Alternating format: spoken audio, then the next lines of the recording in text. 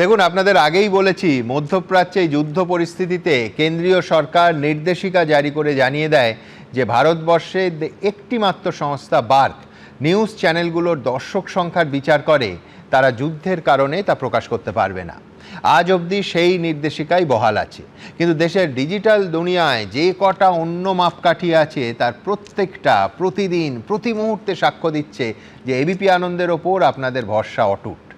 ঘটনাবহুল পশ্চিমবঙ্গে একটানা দর্শক সংখ্যার বিচারের যে রেকর্ড আপনাদের আশীর্বাদে এবিপি আনন্দ তৈরি করেছে, তার কোনো উদাহরণ গোটা ভারতবর্ষে অন্য কোনো চ্যানেলের নিরিখে কখনো হয়নি। বলার কথা একটাই, এই নিখাদ ভালোবাসায়, ভরসায়, আশীর্বাদে আমরা কৃতজ্ঞ। আমাদের সমস্ত দর্শকদের কাছে আমরা সত্যিই ঋণী। আমাদের দায়িত্ব আরও বেড়ে গেল। আপনাদের সবাইকে প্রণাম।